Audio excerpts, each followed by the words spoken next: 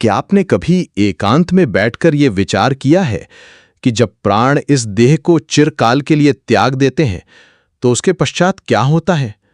जब ये शरीर निस्तेज होकर भूमि पर गिर पड़ता है और हृदय की धड़कनें सदैव के लिए शांत हो जाती हैं, तो वह अदृश्य काया कहाँ विलुप्त हो जाती है? क्या मृत्यु ही जीवन का अंतिम सत्य है, या फिर ये एक ऐसी भयंकर और रहस्यमयी यात्रा का आरंभ है जिसकी कल्पना मात्र से ही मनुष्य की आत्मा कांप उठती है? जब विलाप करते हुए परिजन मृत देह को घेर कर बैठे होते हैं, तो क्या वो आत्मा वहीं खड़ी होकर उन्हें देख रही होती है? क्या वो अपने प्रियजनों से कुछ कहना चाहती है, किंतु उसकी आवाज उस मृत्यु के आवरण को भेद कर हम तक नहीं पहुंच पाती? भगवान श्री हरि विष्णु ने गरुड़ पुराण में मृत्यु और उसके पश्चात की यात्रा का जो वर्णन किया है, वो अत्यंत ही गहरा, रहस्यमयी और रोंगटे खड़े कर देने वाला है। ये वो ज्ञान है जो स्वयं परब्रह्म ने अपने वाहन पक्षीराज गरुड़ को प्रदान किया था, ताकि मनुष्य अपने जीवन के अंतिम सत्य को पहचान सके। इस अद्भुत और रहस्यमयी ज्ञान को श्रवण करने के पश्चात आपको ये भान होगा कि हमारे द्वारा किया गया एक एक कर्म मृत्यु के पश्चात भी हमारा पीछा कभी नहीं छोड़ता। प्राण त्यागने की वो भयंकर और अंतिम घड़ी, मृत्यु कोई आकस्मिक घटना नहीं है, अपितु ये एक अत्यंत ही जटिल और रहस्यमयी प्रक्रिया है जो मृत्यु से कुछ समय पूर्व ही आरंभ हो जाती है। गरुड़ पुराण के अनुसार जब किसी मनुष्य की मृत्यु का समय निकट आता है, तो सर्वप्रथम उसकी वाणी छिन जाती है और उसकी दृष्टि क्षीण होने लगती है। उस अंतिम क्षण में उसे यमलोक से आए हुए दो भयंकर यमदूत दिखाई देते हैं, जिनका रूप अत्यंत ही डरावना, अंधकारमय और विकराल होता है। इन यमदूतों के हाथ में लोहे का पाश और दंड होता है तथा उनके नेत्र अग्नि के समान दहक रहे होते हैं। उनका यह भयंकर स्वरूप देखकर पापी मनुष्य अत्यधिक भयभीत हो जाता है और प्राणों के मुंह में व्याकुल होकर मल मूत्र तक त्याग देता है। गरुड़ पुराण में यह स्पष्ट रूप से बताया गया है कि मनुष्य के शरीर में कुल 9 द्वार होते हैं, जिनसे प्राण शरीर के बाहर निकल सकते हैं। ये 9 द्वार हैं 2 आंखें, 2 कान, मुख, नासिका के 2 छिद्र और 2 उत्सर्जन अंग। मनुष्य ने अपने जीवन काल में जैसे कर्म किए होते हैं, मृत्यु के समय उसके प्राण उसी के अनुरूप किसी एक द्वार से बाहर निकलते हैं। जिस मनुष्य ने आजीवन केवल धर्म का आचरण किया हो और ईश्वर की भक्ति की हो, उसके प्राण सदैव मुख या नासिका से निकलते हैं, जिसे परलोक गमन के लिए अत्यंत शुभ माना जाता है। इसके विपरीत जिस व्यक्ति ने आजीवन केवल धन के लोभ और मोह में पाप किए हों, उसके प्राण मल मूत्र के उत्सर्जन अंगों से निकलते हैं। जो व्यक्ति अपने परिवार और भौतिक संपदा से अत्यधिक मोह रखता है और जीने की तीव्र लालसा रखता है, उसके प्राण आंखों के मार्ग से निकलते हैं। प्राण निकलते ही उस जीवात्मा को अंगूठे के आकार का एक सूक्ष्म शरीर प्राप्त होता है, जिसे गरुड़ पुराण में यातना देह कहा गया है। जैसे ही वो सूक्ष्म शरीर देह से बाहर आता है, वे निर्दयी यमदूत उसे तुरंत अपने कठोर पाश में बांध लेते हैं। वे उस आत्मा को बलपूर्वक खींचते हैं, जैसे कोई अपराधी जंजीरों में जकड़ कर ले जाया जा रहा हो। यह अनुभव उस आत्मा के लिए इतना कष्टदायक और भयानक होता है कि वो चीखती है और विलाप करती है, परंतु उसकी वो मर्मभेदी पुकार पृथ्वीलोक का कोई भी जीवित प्राणी नहीं सुन पाता। यमदूत उसे डराते हैं, धमकाते हैं और उसे उसके द्वारा किए गए समस्त पापों का स्मरण कराते हुए आकाश मार्ग से यमलोक की ओर ले जाते हैं। ये यात्रा अत्यंत ही संक्षिप्त होती है, जिसमें यमदूत उस जीवात्मा को 24 घंटे के भीतर यमलोक पहुंचा देते हैं। वहां पहुंचने पर उस आत्मा को उसके संपूर्ण जीवन के कर्मों का लेखा जोखा दिखाया जाता है, जिसे देखकर वो भय से कांप उठती है। किंतु यह उसका अंतिम गंतव्य नहीं होता। ये तो केवल उसे उसके भविष्य की यातनाओं का भान कराने के लिए होता है। अपने कर्मों का वो भयंकर परिणाम देखने के पश्चात यमदूत उस आत्मा को पुनः उसी घर में लाकर छोड़ देते हैं जहां उसकी मृत्यु हुई थी। जब वो आत्मा पुनः अपने घर लौटती है, तो वह अपने ही निर्जीव शरीर को भूमि पर पड़ा देखकर अत्यंत व्याकुल हो उठती है। वो पुनः उस देह में प्रवेश करने का असफल प्रयास करती है, किंतु यमदूतों का वो अदृश्य पाश और प्रकृति का नियम उसे ऐसा करने से रोक देता है। गरुड़ पुराण के अनुसार मृत्यु के पश्चात आत्मा तुरंत यमलोक की उस लंबी यात्रा पर नहीं निकलती, अपितु वो 13 दिनों तक अपने उसी घर और परिजनों के मध्य भटकती रहती है। वो अपने प्रियजनों को अपने ही शव के पास बैठकर विलाप करते हुए देखती है और उन्हें सांत्वना देने का प्रयास करती है। वो बार बार उनका नाम पुकारती है, उन्हें स्पर्श करने का प्रयास करती है, किंतु उसकी उपस्थिति पूर्णतः अदृश्य और स्पर्शहीन होती है। इन 13 दिनों की अवधि उस आत्मा के लिए अत्यधिक कष्टदायी, सांसारिक मोह से भरी और अनिश्चितता वाली होती है। वो समझ नहीं पाती कि जो परिवार कल तक उसकी हर आज्ञा का पालन करता था, वो आज उसकी एक पुकार भी क्यों नहीं सुन रहा है। इस दौरान वो सूक्ष्म आत्मा अत्यधिक भूख और प्यास से तड़पती रहती है, क्योंकि अब वो भौतिक अन्न और जल ग्रहण करने में असमर्थ होती है। यही कारण है कि हिंदू सनातन धर्म में मृत्यु के पश्चात 13 दिनों तक अनेक प्रकार के संस्कारों और नियमों का कठोरता से पालन करने का विधान बताया गया है। इन नियमों का तनिक सा भी उल्लंघन उस भटकती हुई आत्मा के लिए भयंकर कष्ट का कारण बन सकता है। गरुड़ पुराण में जीवित परिजनों के लिए शव और सूतक के संदर्भ में कुछ अत्यंत कठोर और रहस्यमयी नियम बताए गए हैं, जिनका पालन करना अनिवार्य है। मृत्यु के पश्चात शव को कभी भी अकेला नहीं छोड़ना चाहिए, जब तक कि उसका दाह संस्कार न हो जाए। शव को अकेला छोड़ने पर उस देह पर आसपास भटकने वाली बुरी शक्तियों, पिशाचों या अन्य दुष्ट आत्माओं के अधिकार का भय बना रहता है। सूतक काल के दौरान घर में चूल्हा जलाना और भोजन पकाना पूर्णतः वर्जित माना गया है। यह नियम इसलिए बनाया गया है ताकि परिवार पूर्ण शोक की अवस्था में रहे और उस सूक्ष्म आत्मा को यह प्रतीत हो कि उसके परिजन उसके जाने से वास्तव में दुखी हैं। यदि घर में चूल्हा जलता है तो आत्मा को यह प्रतीत होता है कि उसके जाने का किसी को शोक नहीं है, जिससे उसे अत्यंत पीड़ा पहुंचती है। शमशान घाट और अंतिम संस्कार की प्रक्रिया में कुछ विशेष लोगों का जाना सर्वथा वर्जित माना गया है। गरुड़ पुराण के अनुसार गर्भवती महिलाओं को कभी भी शमशान भूमि में प्रवेश नहीं करना चाहिए। शमशान का वातावरण अत्यंत तनावपूर्ण होता है और वहां अनेक प्रकार की नकारात्मक ऊर्जाएं सक्रिय रहती हैं। ये नकारात्मक ऊर्जा और शोक का दृश्य गर्भ में पल रहे शिशु पर अत्यंत घातक प्रभाव डाल सकता है। इसी प्रकार छोटे बच्चों को भी अंतिम संस्कार में ले जाना अनुचित माना गया है, क्योंकि जलती हुई चिता और भयानक दृश्य उनके कोमल मन में गहरा भय उत्पन्न कर सकते हैं। जिन लोगों के घर में पहले से ही कोई सूतक चल रहा हो, उन्हें भी दूसरे के अंतिम संस्कार में सम्मिलित होने से रोका गया है। माता पिता की मृत्यु होने पर पुत्र को अपने समस्त पापों से मुक्ति पाने और पितृ ऋण चुकाने के लिए मुंडन कराना अनिवार्य बताया गया है। गरुड़ पुराण चेतावनी देता है कि जो पुत्र अपने नख और कांख के बाल छोड़कर सिर का मुंडन नहीं कराता, वो संसार सागर को तारने वाला योग्य पुत्र नहीं कहला सकता। अंतिम संस्कार के लिए शव को स्नान कराकर पवित्र चंदन और पुष्पों की मालाओं से सजाया जाता है। इसके पश्चात भूमि और भूमि के अधिष्ठाता देवताओं को प्रसन्न करने के लिए मृत्यु के स्थान पर शव नामक पहला पिंड दान किया जाता है। घर की देहली यानी मुख्य द्वार पर पांथ नामक दूसरा पिंड रखा जाता है। यह पिंड इसलिए दिया जाता है ताकि पिशाच और दुष्ट आत्माएं मृतक की सब गति के मार्ग में कोई विघ्न या बाधा उत्पन्न न कर सके।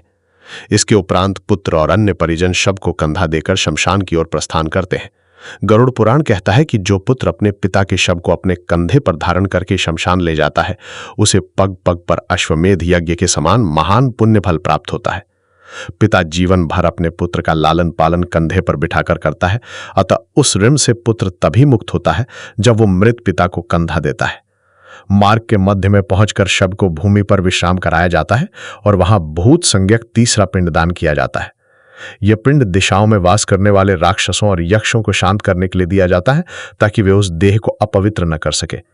शमशान पहुंचकर देह को चिता पर रखने से पूर्व साधक और प्रेत नामक पिंड दिए जाते हैं, जिससे वो देह अग्नि में आहुति के योग्य बन सके। सनातन धर्म के विधानों के अनुसार सूर्यास्त के पश्चात अथवा रात्रि के समय अंतिम संस्कार करना पूर्णतः वर्जित माना गया है। रात्रि के अंधकार में आसुरी शक्तियां अत्यंत प्रबल होती हैं और यदि उस समय दाह संस्कार किया जाए तो आत्मा को मोक्ष प्राप्त नहीं होता और वो प्रेत योनि में चली जाती है। दाह संस्कार के समय पंचक नक्षत्रों का ध्यान रखना भी अत्यंत आवश्यक और अनिवार्य है। धनिष्ठा नक्षत्र के उत्तरार्ध से लेकर रेवती नक्षत्र पर्यंत के 5 नक्षत्रों को पंचक कहा जाता है। यदि इस भयंकर पंचक काल में किसी की मृत्यु हो जाए तो बिना पंचक शांति विधान के उस शव का दाह संस्कार कदापि नहीं करना चाहिए। यदि अज्ञानतावश या जल्दबाजी में बिना शांति के दाह किया गया तो उस परिवार या कुल में 5 अन्य लोगों की मृत्यु का भयंकर संकट मंडराने लगता है। इस दोष के निवारण हेतु कुशा घास के 4 या 5 पुतले बनाकर उनका भी शव के साथ उसी चिता पर दाह किया जाता है। चिता को अग्नि प्रदान करने के पश्चात जब शव आधा जल जाता है तब पुत्र द्वारा कपाल क्रिया, मस्तक फोड़ने की क्रिया की जाती है। गृहस्थों का मस्तक किसी काष्ठ लकड़ी से और सन्यासियों का मस्तक श्रीफल नारियल से फोड़ा जाता है। यह क्रिया इसलिए की जाती है ताकि ब्रह्मरंध्र खुल जाए और आत्मा अपने भौतिक शरीर का अंतिम मोह त्याग कर स्वर्ग की ओर प्रस्थान कर सके। दाह संस्कार के पश्चात भौतिक देह तो पंच तत्व में विलीन हो जाती है, किंतु आत्मा की वह सूक्ष्म यात्रा अभी समाप्त नहीं होती। भूख और प्यास से व्याकुल वो आत्मा घर के आसपास ही रहकर परिजनों द्वारा दिए जाने वाले अन्न और जल की प्रतीक्षा करती है। यही कारण है कि गरुड़ पुराण में मृत्यु के पश्चात 10 दिनों तक पिंडदान का विशेष विधान बताया गया है। परिजनों द्वारा प्रतिदिन दिए गए इस पिंडदान से ही उस अदृश्य आत्मा के एक नए सूक्ष्म शरीर का क्रमिक रूप से निर्माण होता है। पहले दिन के पिंडदान से सिर का निर्माण होता है, दूसरे दिन से गर्दन और कंधे बनते हैं और इसी प्रकार 10 दिनों के पिंडदान से आत्मा को एक नया 1 हाथ लंबा शरीर प्राप्त होता है। 11वें और 12वें दिन जो पिंडदान किया जाता है उससे इस नवनिर्मित सूक्ष्म शरीर को अत्यधिक ऊर्जा और बल प्राप्त होता है। इस पिंडदान को शास्त्रों में पाथेय कहा गया है, जिसका शाब्दिक अर्थ है यमलोक की उस लंबी महायात्रा के लिए भोजन और शक्ति। यदि कोई अज्ञानी परिवार अपने मृतक परिजन का पिंडदान नहीं करता तो वो आत्मा यमलोक के मार्ग में भूख प्यास से तड़पती हुई अत्यंत दुर्बल हो जाती है। ऐसी अतृप्त आत्माएं प्रेत योनि में भटकती रहती हैं और क्रोधित होकर अपने ही परिजनों को नाना प्रकार के भयंकर कष्ट देने लगती हैं। मृत्यु के 13वें दिन 13वीं का महान संस्कार किया जाता है, जिसे संपिंडीकरण भी कहा जाता है। इसी 13वें दिन गरुड़ पुराण के पाठ का समापन होता है, जिसे आत्मा अदृश्य रूप में उपस्थित रहकर बड़े ही ध्यान से सुनती है। इन रहस्यमयी श्लोकों को सुनकर आत्मा को जीवन की नश्वरता का ज्ञान होता है और उसके मन से संसार का सारा मोह भंग होने लगता है। 13वीं के दिन किए गए दान पुण्य और ब्राह्मण भोज से आत्मा पूर्ण रूप से सांसारिक मोह के बंधनों से मुक्त हो जाती है। इसी दिन वे भयंकर यमदूत उस आत्मा को पुनः अपने पाश में बांधते हैं और उसे लेकर यमलोक की उस डरावनी और रहस्यमयी यात्रा की ओर प्रस्थान करते हैं। भगवान श्री कृष्ण ने पक्षीराज गरुड़ जी को बताया कि पृथ्वी लोक से यमलोक की दूरी 86,000 यानी 86,000 योजन है। यदि आधुनिक गणना की जाए तो यह मार्ग लगभग 12 लाख किलोमीटर से भी अधिक विस्तृत और लंबा है। इस भयंकर, दुर्गम और सुनसान मार्ग पर आत्मा को किसी वाहन में नहीं अपितु अपने ही पैरों से चलकर जाना पड़ता है। यमदूतों के निरंतर प्रहारों, कोड़ों और यातनाओं को सहते हुए पापी आत्मा इस भयंकर मार्ग को पूरे एक वर्ष लगभग 348 दिनों में पूरा कर पाती है। जीवात्मा प्रतिदिन यमदूतों के साथ लगभग 1007 योजन की यात्रा तय करती है। पापी आत्माओं के लिए मार्ग अत्यंत ही दुर्गम, अंधकारमय, कांटों और नुकीले पत्थरों से भरा होता है। उस मार्ग पर बिछी हुई बालू तपती हुई अग्नि के समान जल रही होती है और आत्मा को उसी पर नंगे पैर घिसटते हुए चलना पड़ता है। जब वो आत्मा भूख प्यास और थकान से व्याकुल होकर एक क्षण के लिए भी रुकना चाहती है तो निर्दयी यमदूत उस पर कोड़े बरसाते हैं। वे उसे बलपूर्वक घसीटते हैं और उसके शरीर को लहूलुहान कर देते हैं। इस महामार्ग में भयानक चील, कौवे और लोहे की चोंच वाले गिद्ध मंडराते रहते हैं, जो पापी आत्मा के सूक्ष्म शरीर को नोच नोच कर खाते हैं। किंतु जो पुण्यात्मा होते हैं, जिन्होंने जीवन भर धर्म किया है, उनके लिए यही मार्ग अत्यंत ही शीतल, सुगंधित और आनंददायक प्रतीत होता है। ऐसे धर्मपरायण लोगों को लेने के लिए यमदूत नहीं अपितु देवदूत आते हैं और उन्हें दिव्य विमान में बैठाकर ससम्मान ले जाते हैं। यमलोक की इस 1 वर्ष की सुदीर्घ यात्रा के दौरान पापी आत्मा को 16 यानी अत्यंत भयंकर और डरावने नगरों से होकर गुजरना पड़ता है। ये कोई साधारण नगर नहीं है, अपितु ये पापी आत्माओं को उनके कर्मों का दंड देने के लिए यमराज द्वारा विशेष रूप से निर्मित किए गए यातना गृह है। सबसे पहला नगर जो इस डरावने मार्ग में पड़ता है उसका नाम सौम्यपुर है।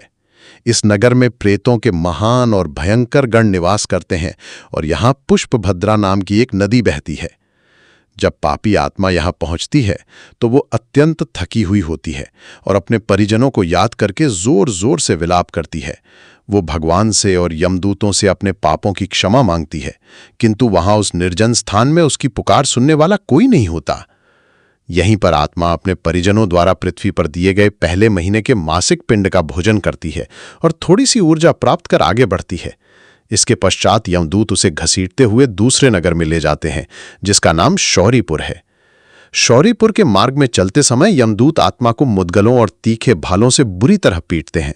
इस नगर में काल का रूप धारण किए हुए जगम नाम का एक अत्यंत भयंकर राजा राज करता है, जिसे देखकर ही आत्मा भय से थरथर कांपने लगती है। तीसरे महीने की यात्रा में आत्मा नगेंद्र भवन नामक तीसरे नगर में पहुंचती है। यहाँ एक महाभयंकर और कष्टदायक वन है, जहाँ के वृक्षों के कांटे तलवार से भी अधिक तीखे हैं। इस वन की पीड़ा सहते हुए आत्मा यमदूतों से अपनी मुक्ति की भीख मांगती है और यहाँ वो तीसरे महीने का पिंड ग्रहण करती है। चौथे महीने में निरंतर चलते हुए आत्मा गंधर्वपुर नगर में पहुंचती है। यहाँ की भूमि तपते हुए अंगारों के समान लाल होती है और यहाँ का मार्ग अत्यंत पथरीला होता है। इस तपती भूमि पर चलते हुए आत्मा के पैर बुरी तरह जलने लगते हैं। वो आराम करना चाहती है, किंतु यमदूत उसे एक क्षण के लिए भी रुकने नहीं देते। 5वें महीने में आत्मा शैलागम नामक 5वें नगर में प्रवेश करती है। जैसा कि इसका नाम है, यहां आत्मा के ऊपर बड़े बड़े तीखे और नुकीले पत्थरों की निरंतर वर्षा होती है। पत्थरों की भयंकर चोट से आत्मा का सूक्ष्म शरीर लहूलुहान हो जाता है। वो दर्द से कराहती हुई बार बार भूमि पर गिरती है, किंतु यमदूत उसे फिर से घसीट कर खड़ा कर देते हैं और ताना मारते हैं कि जब जीवित थी तब तूने कोई सत्कर्म नहीं किया, अब अपने कर्मों का फल भुगत। 6ठे महीने में यह व्याकुल और क्षत विक्षत आत्मा क्रौंचपुर पहुंचती है। यहां पहुंचने पर आत्मा भूख और थकान से निढाल होती है। वो अपने पुत्रों द्वारा दिए गए 6ठे महीने के पिंड को ग्रहण करके आधे मुहूर्त तक विश्राम करना चाहती है, परंतु वे निर्दयी यमदूत उसे विश्राम नहीं करने देते और उसके गले में पाश बांधकर पुनः आगे की ओर धकेल देते हैं। इसके पश्चात यात्रा के 7वें और 8वें महीने में क्रूरपुर और विचित्र भवन जैसे नगर आते हैं। इन नगरों में आत्मा को अनेक प्रकार के विचित्र अस्त्र शस्त्रों और यंत्रों से यातनाएं दी जाती हैं, जिनका वर्णन सुनकर ही हृदय कांप उठता है। 8वें महीने के अंत में आत्मा बहवापदपुर और 9वें महीने में दुखदपुर पहुंचती है। दुखदपुर में आकाश मार्ग से जाते हुए आत्मा को हवा के भयंकर थपेड़ों और बवंडरों के बीच असहनीय पीड़ा का अनुभव होता है। इसके बाद 10वां नगर आता है नानाक्रंदपुर, जहां का दृश्य देखकर आत्मा का हृदय फट जाता है। यहां चारों ओर अत्यंत भयानक हाहाकार मचा होता है और असंख्य आत्माएं अपने अपने कर्मों का दंड भोगते हुए चीख और चिल्ला रही होती हैं। दूसरों को इस प्रकार विलाप करते और तड़पते देखकर उस पापी आत्मा को यह भान होता है कि यह संपूर्ण लोक उसके जैसे अज्ञानी पापियों से भरा पड़ा है। आत्मग्लानि से भरकर वो यमदूतों से पूछती है कि यदि मृत्यु के पश्चात इतने कष्ट हैं तो मनुष्य को जीवित रहते हुए ये सब याद क्यों नहीं रहता। यमदूत क्रूरता से उत्तर देते हैं कि ईश्वर मनुष्य को कष्ट और बीमारियां इसलिए देते हैं ताकि वो धर्म ग्रंथों की सीख को समझे और पाप से बचे, किंतु मनुष्य अज्ञानतावश उन कष्टों से निकलने के लिए गलत मार्ग अपनाता है और अधिक पाप कर बैठता है। 11वें महीने में आत्मा सुतप्त भवन में प्रवेश करती है, जो 11वां नगर है। इस नगर में चारों ओर भयंकर अग्नि प्रज्वलित रहती है और आत्मा को यहां सूरज की असहनीय गर्मी और तपन का सामना करना पड़ता है। मृत्यु का 1 वर्ष पूर्ण होने के निकट आत्मा रौद्रपुर पहुंचती है। यहां उसे वर्ष के अंत में स्वजनों द्वारा दिया जाने वाला ऊनाब्दिक पिंड, पहली बरसी का श्राद्ध प्राप्त होता है, जिससे उसे थोड़ी शांति मिलती है। इसके तुरंत पश्चात पयोवर्षणपुर नामक भयावह 13वां नगर आता है। यहां जीवों को डराने वाले घनघोर और काले बादल छाए रहते हैं, जो जल की नहीं अपितु अग्नि और भयंकर बिजली की वर्षा करते हैं। 14वां नगर शीतापुर है, जो पयोवर्षणपुर के एकदम विपरीत और अत्यंत कष्टदायक है। यहां बर्फ से भी 100 गुना अधिक ठंड पड़ती है, जिसके कारण आत्मा के हाथ पैर जकड़ जाते हैं। वो ठंड से कांपते हुए बार बार भूमि पर गिर पड़ती है और असहाय होकर 10 दिशाओं में देखती है कि शायद कोई उसका सगा संबंधी यहां आ जाए और उसे इस पीड़ा से मुक्त कर दे। अंत में मृत्यु का 1 वर्ष पूर्ण होने पर आत्मा 15वें नगर बहुभीतिपुर पहुंचती है। बहुभीतिपुर में पहुंचकर आत्मा का वो 1 हाथ लंबा सूक्ष्म शरीर, जो 10 दिनों के पिंडदान से बना था, छूट जाता है। अपने कर्मों का आगे का फल भोगने के लिए उसे अब मात्र अंगूठे के आकार का एक अत्यंत छोटा वायु रूपी शरीर प्राप्त होता है। इस अत्यंत छोटे शरीर को यमदूत कठोर जंजीरों से बांधकर यमलोक के मुख्य द्वार की ओर ले जाते हैं, किंतु 16वें नगर यमलोक में प्रवेश करने से पूर्व आत्मा को एक ऐसी भयानक बाधा पार करनी होती है जिसका वर्णन सुनकर ही प्राण सूख जाते हैं। यमलोक के मुख्य द्वार से ठीक पहले एक अत्यंत ही भयानक, विकराल और दुर्गंध युक्त नदी बहती है, जिसे वैतरणी नदी कहा जाता है। ये कोई साधारण जल की नदी नहीं है, बल्कि ये पापी आत्माओं के लिए साक्षात नरक का मुख्य द्वार है। गरुड़ पुराण के अनुसार इस भयंकर नदी का विस्तार 100 योजन लगभग 120 किलोमीटर है। इस नदी में जल के स्थान पर खौलता हुआ रक्त, मवाद, चर्बी और सड़ा हुआ मांस बहता है। नदी के दोनों तटों पर चारों ओर मृत शरीरों की हड्डियों के विशाल ढेर लगे रहते हैं, जो देखने में अत्यंत डरावने प्रतीत होते हैं। पापी आत्माओं को अपनी ओर आते देखकर यह नदी और अधिक उग्र हो जाती है। इसका रक्त खौलने लगता है और लहरें उठने लगती हैं। इस नदी के भीतर सुई के समान तीखे मुख वाले भयंकर कृमि, कीड़े, विशाल मगरमच्छ और मांस नोचने वाले भयानक जलचर निवास करते हैं। वज्र जैसी कठोर चोंच वाले विशालकाय गिद्ध इस खौलती हुई नदी के ऊपर निरंतर मंडराते रहते हैं। जब यमदूत पापी आत्माओं को बलपूर्वक इस खौलती हुई नदी में धकेल देते हैं तो आत्मा चीखती हुई उसमें डूबने और उतराने लगती है। यमदूत अत्यंत निर्दयी होकर उनके मुख में बड़ा सा कांटा फंसाकर उन्हें मछलियों की भांति खींचते हुए इस भयानक नदी को पार कराते हैं। किंतु जो पुण्यात्मा होते हैं या जिनके परिजनों ने पृथ्वी पर विधि विधान से अंतिम संस्कार और विशेष रूप से गौदान, गाय का दान किया होता है, उनके लिए यह नदी अत्यंत शांत और शीतल हो जाती है।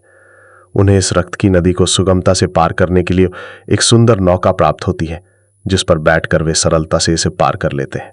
वैतरणी को पार करने के पश्चात आत्मा अंततः यमलोक की सीमा में प्रवेश करती है, जहां मृत्यु के देवता धर्मराज यमराज की भव्य और रहस्यमयी नगरी स्थित है। गरुड़ पुराण में यमराज की नगरी का जो वर्णन भगवान विष्णु ने किया है वो अत्यंत ही अद्भुत, विशाल और चकाचौंध कर देने वाला है। देवशिल्पी भगवान विश्वकर्मा द्वारा अपने तपोबल से निर्मित ये यमपुरी 86,000 योजन के मध्य फैली हुई है और पूर्ण रूप से अभेद्य वज्र की बनी है। ये नगरी इतनी सुरक्षित और शक्ति संपन्न है कि महान देवता और भयंकर असुर भी यमराज की अनुमति के बिना यहां प्रवेश करने का साहस नहीं कर सकते। यमलोक की रक्षा के लिए महाचंड और काल पुरुष नामक 2 महाभयंकर रक्षक नियुक्त हैं, जो सदैव पहरा देते हैं। इसके साथ ही यमलोक के द्वारों पर 4 आंखों वाले 2 भयंकर श्वान कुत्ते भी चौकीदारी करते हैं, जो पापियों को देखकर गुर्राते हैं। यमलोक में जीवात्माओं के प्रवेश के लिए कुल 4 दिशाओं में 4 विशाल द्वार बनाए गए हैं और कर्मों के अनुसार ही द्वार का चयन होता है। उत्तर दिशा का द्वार अत्यंत शुभ है। यह संतों, साधुओं और उन लोगों के लिए है जिन्होंने सत्य और योग का मार्ग अपनाया। इस द्वार से प्रवेश करने वालों को किसी कार्यवाही का सामना नहीं करना पड़ता। उनका स्वागत स्वर्ग की अप्सराएं करती हैं और उन्हें सीधा मोक्ष या स्वर्ग प्राप्त होता है। पूर्व द्वार से वे पुण्यात्माएं प्रवेश करती हैं जिन्होंने अपने जीवन में अन्न, वस्त्र, भूमि और विद्या का निष्काम भाव से दान किया हो। पश्चिम द्वार से उन आत्माओं को प्रवेश मिलता है जिन्होंने धर्मशास्त्रों का पालन किया हो और जो सदाचारी रहे हो। किंतु जो लोग पापी, दुराचारी, हिंसक और अधर्मी होते हैं, उन्हें यमदूत दक्षिण द्वार से घसीटते हुए यमलोक के भीतर ले जाते हैं।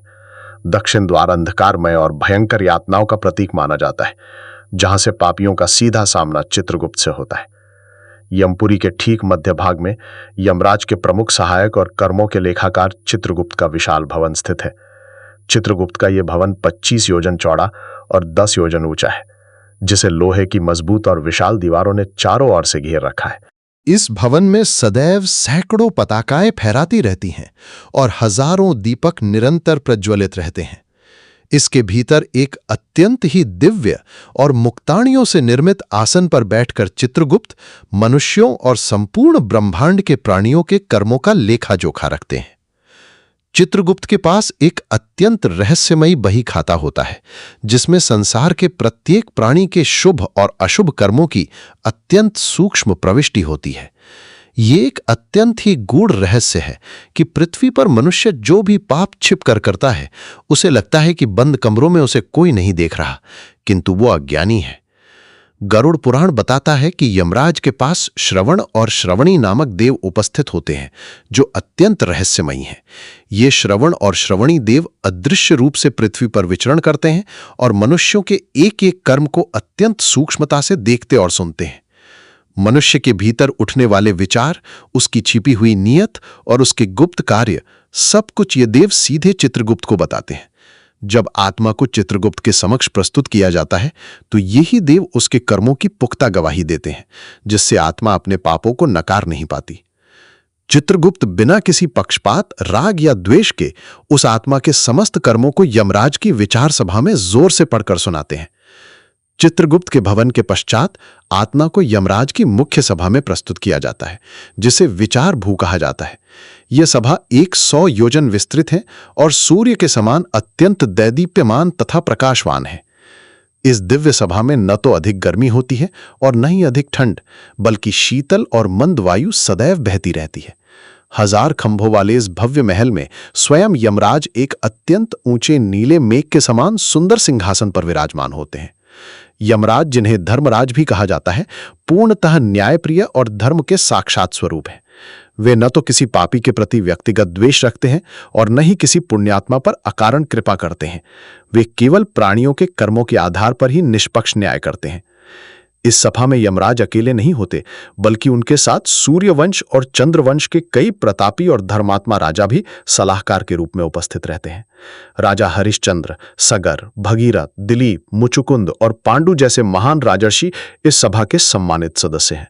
जब चित्रगुप्त आत्मा के पापों और पुण्यों का विवरण पढ़कर सुनाते हैं, तो यमराज इन सभासदों से विचार विमर्श करते हैं और शास्त्र सम्मत निर्णय लेते हैं। यदि आत्मा ने अपने जीवन में पाप से अधिक पुण्य कर्म किए हों, तो यमराज अपने आसन से उठकर उसका स्वागत करते हैं और उसे सम्मान सहित स्वर्ग भेज देते हैं। परंतु यदि आत्मा पापी हो और उसने केवल अधर्म किया हो, तो यमराज का रूप अत्यंत विकराल और भयानक हो जाता है। उनके नेत्रों से ज्वाला निकलने लगती है और वे अत्यंत क्रोधित होकर यमदूतों को आज्ञा देते हैं कि इस पापी को भयानक नरकों की यातनाओं में धकेल दिया जाए। यमराज की आज्ञा मिलते ही यमदूत उस कांपती हुई आत्मा को पकड़कर नरक की अंधी और गहरी खाइयों की ओर ले जाते हैं, जहां 16 महाभयंकर नरक उसकी प्रतीक्षा कर रहे होते हैं। गरुड़ पुराण में यद्यपि कुल 84 लाख नरकों का उल्लेख मिलता है, किंतु पापी आत्माओं को यातना देने के लिए मुख्य रूप से 16 महाभयंकर नरकों का अत्यंत विस्तृत और डरावना वर्णन किया गया है। जिस आत्मा ने पृथ्वी पर जैसा पाप किया होता है, उसे उसी के अनुरूप विशेष नरक में भयानक सजा दी जाती है। पहला नरक है अंधतामिश्र नरक। ये घोर अंधकार में नरक उन स्वार्थी स्त्री पुरुषों के लिए है जो एक दूसरे को केवल उपभोग की वस्तु समझते हैं और प्रेम के नाम पर छल करते हैं। यहां चारों ओर ऐसा अंधकार होता है जो आंखों को चुभता है और यमदूत उन्हें यहां अदृश्य रहकर कठोर यातनाएं देते हैं। दूसरा है तमिश्रम नरक। जो लोग अत्यंत लालची होते हैं और छल कपट या बलपूर्वक दूसरों की संपत्ति, धन या भूमि हड़प लेते हैं, उन्हें इस नरक में भेजा जाता है। यहां आत्माओं को लाठियों और कोड़ों से तब तक पीटा जाता है जब तक वे पीड़ा से मूर्छित नहीं हो जाती, और होश में आने पर पुनः वही दंड दिया जाता है। तीसरा भयंकर नरक तप्तमूर्ति नरक है। जिन लोगों ने अपने जीवन में धातुओं, रत्नों या किसी की कीमती वस्तुओं की चोरी की हो, उन्हें तप्तमूर्ति नरक की धधकती हुई आग में जीवित ही झोंक दिया जाता है। यहां की अग्नि कभी बुझती नहीं है। चौथा विलपक नरक उन पाखंडियों के लिए है जो ज्ञानी होने का ढोंग करते हैं और भगवान के नाम पर भोले भाले लोगों को लूटते हैं। यहां उन्हें ऐसे यंत्रों में पीसा जाता है कि वे निरंतर विलाप करते रहते हैं, किंतु कोई उनकी पुकार पर दया नहीं करता। पांचवां अवीची नरक है। ये उन लोगों का स्थान है जो बात बात पर झूठ बोलते हैं और झूठी गवाही देकर निर्दोषों का जीवन नष्ट करते हैं। इस नरक में पापी आत्मा के सूक्ष्म शरीर को एक अत्यंत ऊंचे पर्वत से नीचे कठोर चट्टानों पर बार बार फेंका जाता है, जिससे उसके टुकड़े टुकड़े हो जाते हैं। छठा लालाभक्ष नरक अत्यंत ही घृणित और भयावह है। जो लोग कामुकता में अंधे होकर किसी स्त्री या पुरुष की मर्जी के बिना शारीरिक संबंध बनाते हैं या उनका शोषण करते हैं, उन्हें इस नरक में डाला जाता है। यहाँ यमदूत उनके अंगों को धारदार हथियारों से काटते हैं और उन्हें अपना ही रक्त पीने पर विवश किया जाता है। सातवां असीपत्रवन नरक है। जो व्यक्ति अपने कर्तव्यों से भागता है और अपनी पारिवारिक जिम्मेदारियों का निर्वाह नहीं करता, उसे इस नरक के एक ऐसे वन में दौड़ाया जाता है जहां के वृक्षों के पत्तों के किनारे तलवार की धार के समान तीखे होते हैं। भागते हुए इन तीखे पत्तों से उनके शरीर के टुकड़े टुकड़े हो जाते हैं। आठवां कालसूत्र नरक है। जो लोग अपने माता पिता, गुरुजनों या अपने से बड़ों का अपमान करते हैं, उन्हें इस नरक में असहनीय गर्म तापमान में रखा जाता है। यहाँ की गर्मी इतनी प्रचंड होती है कि आत्मा की हड्डियां तक पिघलने लगती हैं और वो त्राही त्राही कर उठती है। नवा पुयोदक नरक है। जो व्यक्ति किसी का विश्वास तोड़ता है या अपने ही घनिष्ठ मित्र के साथ विश्वासघात करता है, उसे इस नरक के एक ऐसे विशाल कुएं में औंधे मुंह डाल दिया जाता है। ये कुआं रक्त, मल, मूत्र और अत्यंत दुर्गंध युक्त मवाद से भरा होता है, जहां कीड़े उन्हें नोचते हैं। 10वां कुंभीपाक नरक है। ये नरक उन निर्दयी मनुष्यों के लिए है जो अपने स्वार्थ या जीभ के स्वाद के लिए निर्दोष जानवरों और पक्षियों की क्रूरता से हत्या करते हैं। यहाँ विशालकाय कड़ाहों में उबलते हुए खौलते गर्म तेल में आत्माओं को तब तक तला जाता है जब तक कि उनके पापों का घड़ा फूट न जाए। 11वां वज्र कुठार नरक उन लोगों के लिए है जो प्रकृति के साथ खिलवाड़ करते हैं और व्यर्थ में हरे भरे पेड़ों को काटते हैं। यहां यमदूत वज्र के समान कठोर और भारी कुल्हाड़ियों से पापी आत्माओं के अंगों को काटते हैं। 12वां दुर्धर नरक है, जो लोग अत्यंत लोभी होते हैं और गरीबों तथा असहायों की मजबूरी का लाभ उठाकर उनसे मोटा ब्याज वसूलते हैं। उन्हें इस नरक में नुकीले कांटों और भयंकर विषैले कीड़े मकोड़ों के बीच छोड़ दिया जाता है, जो निरंतर उन्हें डसते रहते हैं। 13वां सूकर मुख नरक है, जो लोग अपने अधिकारों का दुरुपयोग करके अच्छे और सच्चे लोगों को व्यर्थ ही परेशान करते हैं। उन्हें यहां भयानक सुअरों के मुख वाले यंत्रों में डालकर निर्दयता से कुचला जाता है। 14वां महावीची नरक है। गरुड़ पुराण के अनुसार जो लोग गौ हत्या करते हैं या गायों पर अत्याचार करते हैं, उनके लिए ये विशेष नरक बनाया गया है। यहां उन्हें चारों ओर से ऐसे कांटों से बींधा जाता है जो वज्र के समान कठोर होते हैं और रक्त की नदियां बहती हैं। 15वां शालमली नरक है, जो स्त्री या पुरुष पराई स्त्री या पुरुष के साथ कामुकतावश अवैध संबंध स्थापित करते हैं, उन्हें लाल गर्म लोहे की विशाल शालमली वृक्ष से आलिंगन कराया जाता है। इस गर्म लोहे के स्पर्श से उनकी देह जलकर भस्म हो जाती है और फिर से नई होकर जलती है। 16वां और सबसे भयावह वैतरणी नरक है, जहां उन अत्यंत दुष्ट और नीच पापियों को रखा जाता है जिन्होंने जीवन में धर्म का एक भी कार्य नहीं किया होता। यहां की पीड़ा का वर्णन शब्दों में करना असंभव है।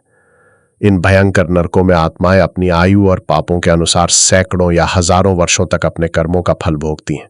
यहां मृत्यु नहीं होती, क्योंकि यह सूक्ष्म शरीर केवल और केवल यातना सहने के लिए ही निर्मित हुआ है, जिसे तलवार भी नहीं काट सकती। जब तक उनके पापों का घड़ा पूरी तरह खाली नहीं हो जाता, तब तक वे इन अकल्पनीय पीड़ाओं को सहते रहते हैं। क्या नरक के इन असहनीय कष्टों का कभी अंत होता है? गरुड़ पुराण बताता है कि ईश्वर न्यायप्रिय होने के साथ साथ अत्यंत दयालु भी हैं। नरक या स्वर्ग आत्मा का कोई स्थायी या अनंत निवास नहीं है। जब आत्मा अपने समस्त पापों का भयानक दंड नरक में और पुण्यों का सुख स्वर्ग में पूरी तरह से भोग लेती है, तब चित्रगुप्त का वह रहस्यमयी बही खाता शून्य हो जाता है। इसके पश्चात आत्मा को पुनः मृत्युलोक यानी पृथ्वीलोक पर जन्म लेने के लिए भेजा जाता है। किंतु नरक की आत्माओं से लौटने वाली आत्माएं सीधे मनुष्य योनि प्राप्त नहीं कर पाती। भगवान श्री हरि विष्णु ने गरुड़ जी को बताया कि पापों की गंभीरता के अनुसार आत्माओं को पहले पशु, पक्षी, कीट, पतंग या वृक्ष की 84 लाख योनियों में जन्म लेना पड़ता है। विभिन्न नीच योनियों में सदियों तक भटकने और अपने पूर्व जन्म के बचे हुए संस्कारों को भोगने के पश्चात अंततः ईश्वर की असीम कृपा से जीव को पुनः मनुष्य का दुर्लभ शरीर प्राप्त होता है। मनुष्य का शरीर वो एकमात्र और अत्यंत दुर्लभ अवसर है जहां जीव अपने श्रेष्ठ कर्मों के द्वारा मोक्ष प्राप्त कर सकता है। यही कारण है कि हिंदू सनातन धर्म में गरुड़ पुराण को केवल मृत्यु के पश्चात शोक के समय नहीं, बल्कि जीवन काल में भी पढ़ने और श्रवण करने की सलाह दी जाती है। ये महान ग्रंथ हमें व्यर्थ में भयभीत करने के लिए नहीं रचा गया है, बल्कि हमें ये ध्रुव सत्य स्मरण कराने के लिए है कि हमारे भौतिक जीवन का हर कार्य, हर विचार और हर शब्द ब्रह्मांड के उस महान सर्वर में दर्ज हो रहा है जिसे चित्रगुप्त का बही खाता कहते हैं। यह परम रहस्य हमें यह सिखाता है कि यह संसार पूर्णतः नश्वर है। जिन भौतिक वस्तुओं, संपत्तियों, झूठे अहंकार और सांसारिक रिश्तों के लिए मनुष्य जीवन भर पाप करता है, मृत्यु के समय वे सब यही मिट्टी में मिल जाते हैं। मृत्यु के पश्चात उस महामार्ग पर आत्मा के साथ केवल 2 ही वस्तुएं जाती हैं, उसके द्वारा किया गया पाप और उसके द्वारा कमाया गया पुण्य। जो मनुष्य जीवित रहते हुए निस्वार्थ भाव से दूसरों की सहायता करता है, ईश्वर का स्मरण करता है और सत्य और धर्म के मार्ग पर चलता है, उसके लिए मृत्यु कोई डरावनी घटना नहीं रह जाती। ऐसे पुण्यात्मा के लिए मृत्यु एक दिव्य लोक की सुखद यात्रा बन जाती है, जहां देवदूत उसका मार्ग प्रशस्त करते हैं। भगवान श्री हरि विष्णु गरुड़ से कहते हैं कि जो मनुष्य ज्ञान, वैराग्य और अनन्य भक्ति के मार्ग पर चलता है, वो इस जन्म, मरण और यमलोक के भयंकर चक्र से सदा के लिए मुक्त हो जाता है। वो आत्मा आवागमन के चक्र को भेदकर सीधे परब्रह्म के परम धाम को प्राप्त करती है, जहां से उसे फिर कभी इस मृत्यु लोक में नहीं लौटना पड़ता। यही मृत्यु के उपरांत का वो सबसे बड़ा, सबसे गूढ़ और अंतिम रहस्य है, जिसे पूर्ण रूप से जानकर ही आत्मा को वास्तविक और शाश्वत शांति प्राप्त होती है।